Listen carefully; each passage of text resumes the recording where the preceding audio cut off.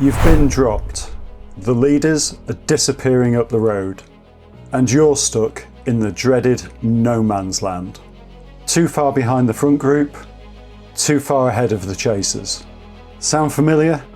It's happened to us all. Well, today I'm going to take you through the strategy that I use in order to deal with no man's land and try and turn it into a positive result. If you're a regular racer on Zwift, you've no doubt been here before. That moment when the pace picks up, for me, it's usually on a climb, and all of a sudden you've lost the wheel of the rider in front of you and the pack starts to get away. Suddenly you find yourself riding solo with kilometres left to go. My first instincts are annoyance, disappointed with myself, and then I'm thinking, all that hard work and I've lost the pack. What shall I do? But I've actually learned that there's a better way of dealing with it, and I'm going to take you through that now. So the key insight that changed my approach to ending up in this position is that I have to change my race strategy. I no longer think about racing those riders that I've lost. I start to now look at the leaderboard on the right hand side of the screen and measure the gap between me and the pack behind me. And my new race becomes based on that time difference and has nothing at all to do with the other riders in the race. The mental shift for me is crucial because it takes the negative of having been dropped and turns it more into a positive of I've still got a job to do and I can see what that job is. Physically, this means finding a sustainable rhythm. What I try not to do is to get tempted into trying to bridge the gap back to the leaders. They've already gone. So I try to dial it back a little bit. For example, if it was 95% of my FTP that I needed to keep up with the pack that I was in, then I'll probably dial it back to around 85 to 90% to try and maintain that gap now with the pack that's chasing me. Basically, something that's hard enough to maintain the gap, but sustainable enough to get to the finish line. And what I always try and keep in mind is that the riders behind me are suffering too. Yes, they might have the benefit of being in a pack and drafting off each other, but the exact race dynamics that got me dropped can potentially get them dropped as well and break that pack wide apart. And of course it becomes a mental battle as well. No man's land is a lonely place to be. There's no one to draft off. There's nobody setting the pace. There's no competition next to you to ride against. It's just you and what's going on in your head.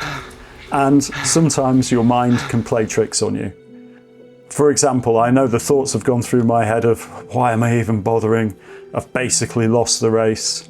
But of course, you have to battle those away and start to think about the positives that you can take out of the rest of the race and turn it into a solid result at the end.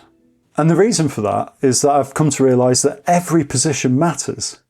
Whether you're racing on your own or you're racing with a team, it's all important. If you can get that extra place, if you can get a slightly better time, it might mean more points for your team.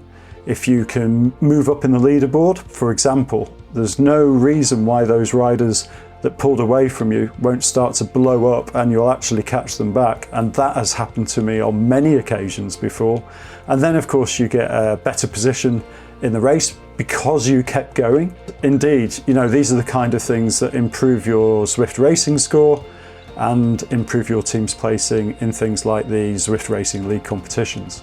And I have been surprised at how often the pack ahead of me has actually cracked because riders have blown up and not been able to keep with the pace. And all of a sudden they've expended all of that extra energy and they start to drop back and you start to reel them in. And that's when I then change the strategy a second time. If I can see that the gap in front of me is starting to decrease significantly, I would say, then maybe I'll give it a little push. So practically, how do you survive being in no man's land? Well, the statistics on the screen are your friend. Obviously, you'd keep an eye on what your average power is, you keep an eye on your heart rate, try and make sure that you're in the right zone that you can sustain until the end of the race. But equally, using the leaderboard on the right-hand side of the screen, you want to be maintaining that gap and using that seconds margin between yourself and the chasing pack as your new race, as your new metric. Maintaining it, if you see it starting to close a little, then clearly you adjust your pace to try and maintain it. And of course, as I said before, quite often the pack in front of you will split up, and then you've got a chance to pull some of those riders back and maybe improve your finishing position. The last thing that I use to keep myself going is landmarks. So for example, I'll break the race down into chunks. I'll think about the next 1 or 2 kilometers. I'll think about how far I am from maybe the next climb or maybe the next sprint banner. And I use all of this to break that 10, 12 kilometers that I'm now riding on my own down into 1 or 2 kilometer chunks. And for me, it just makes the time go quicker and makes it much easier to get to the end. So no man's land doesn't have to be the end of the race. In fact, it just turns into a different race.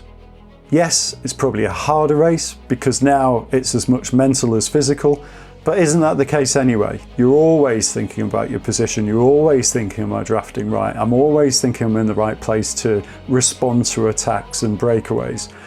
But this is no different. You're just using the statistics to race against, as opposed to the other riders' avatars that are all around you, as you would have liked to have been. So, 3 things I keep in the forefront of my mind when I'm in no man's land. Change my focus, maintain my rhythm, and defend my position.